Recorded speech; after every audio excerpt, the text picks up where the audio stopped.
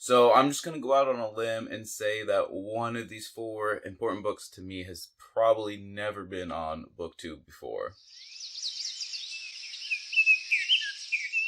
Hey, what's going on everybody? Justin here, and I just wanted to have a video here where I talk about four really important books to me. Two of them I think I've shown before in some capacity or other, but two of them I have not, considering one's like pretty newish, I know for a fact that I haven't. But before we get into that, I just want to do one last call for Q&A questions. I hit 4K not too long ago. And I did a poll asking if people wanted to see a Q&A kind of video and whatnot, and it was definitely an overwhelming yes for that. So if you have any more questions, whether it's bookish related or kind of like real life stuff or whatever, I think I have about 15 questions so far. Like a few more just to make it kind of like a worthwhile video to be doing and whatnot. Probably do that in the next week or so. But other than that, let's just get on with the four books that I'm excited to share with you guys. So first off, we have The First Punic War by J.F. Lazenby. And I know what you guys are thinking. It's just a boring history book, and it kind of is in a way. I do have a Punic War shelf up here, and when I was first like getting into history, the Punic Wars, which are the three wars between Rome and Carthage in the ancient world, it was like my favorite subject.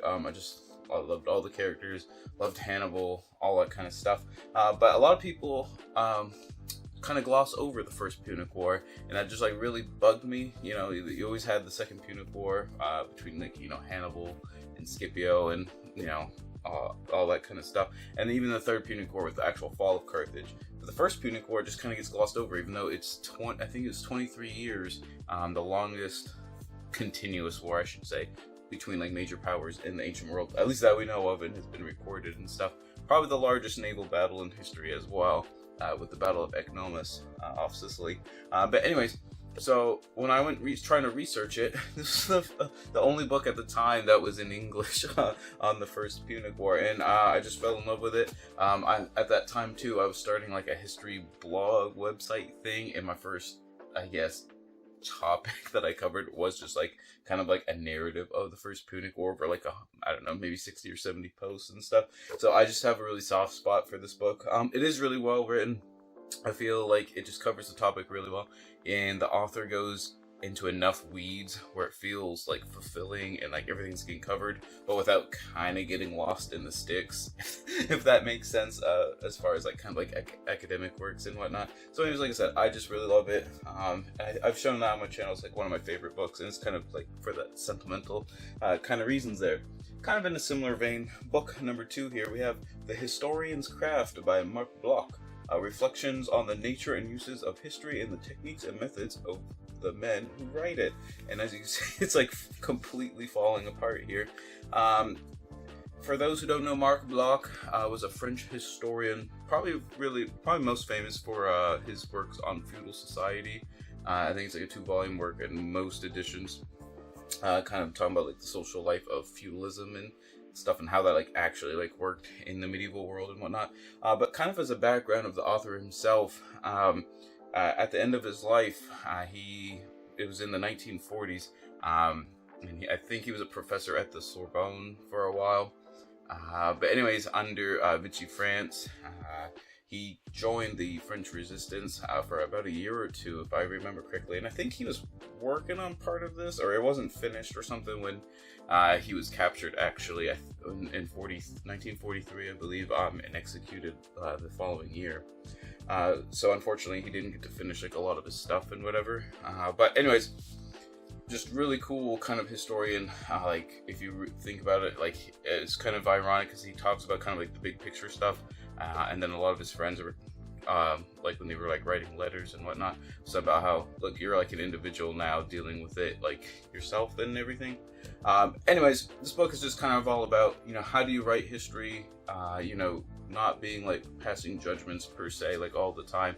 You're more there to like assess and like describe and that sort of thing, but how do you do that with, I guess, like, all the different methodologies, archaeology, texts, artifacts, numismatics, all that kind of stuff, language.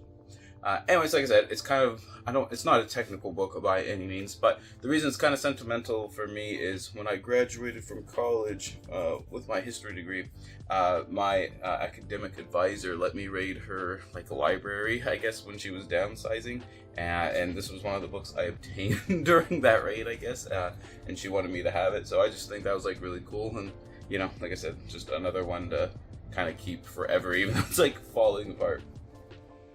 Alright, before we go on to the last two important books for me, leave a comment down below about a book that's important for you. Just want to say thank you so much for sticking so far into the channel. If you do want to support the channel, the best way to do it, obviously liking and subscribing is cool and all, but definitely check out my Etsy shop where I sell things like this here. I'm shipping this one out tomorrow, where, you know, like I said, I just kind of want to make this into more than a side hustle, then I'd have more time for books and more videos and whatnot. But anyways, like I said, just liking items, favoriting the shop, all that kind of stuff always helps me in the algorithm and whatnot.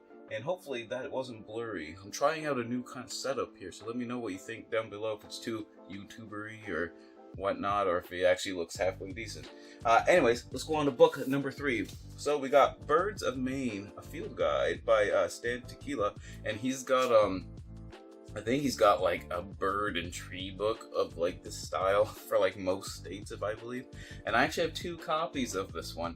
And you're probably going, why is that? That's not even like that big of a deal of a book. And it kind of isn't per se. But the reason I have 2 is this used to be my grandmother's, Nan, before she passed, and we live out in the middle of nowhere, but she always loved like kind of watching birds at her place, and then when she would visit us, she would see like lots of different birds at our feeders and just like up on the deck and stuff, and we would talk about like, you know, what kinds they are, and she would ask questions about, you know, what kinds she was seeing, and she'd describe them. So my wife and I like saw this was, well, we just like picked it up and like gave it to her. I can't remember, I might have had this one first, but you can see like kind of the inscription in there.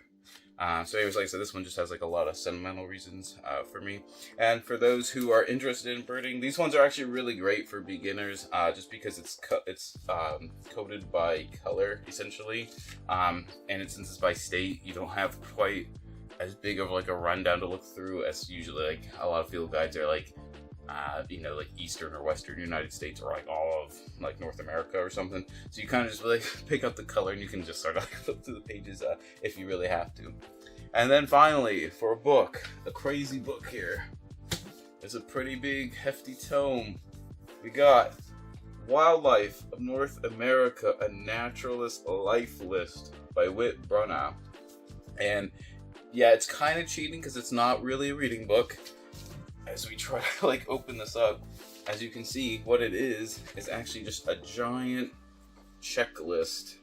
I think it was published in 1999, if I remember, or 2000, something like that. But what it does is it includes every vertebrate species in North America, as well as butterflies and odonata, which is dragonflies and damselflies, which for people that know me, dragonflies are like one of my favorite like groups of animals and stuff. And I have some dragonfly like field guides and stuff. I love identifying them. Anyways, it's just a giant list of all the vertebrates and butterflies and dragonflies in North America, and you just kind of fill it in, I guess, as you find them. So I just think that's going to be like super cool.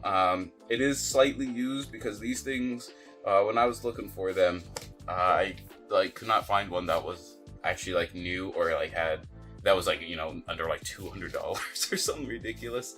But my wife got this for me for Christmas, so I'm super excited to start filling it out. I haven't had a chance.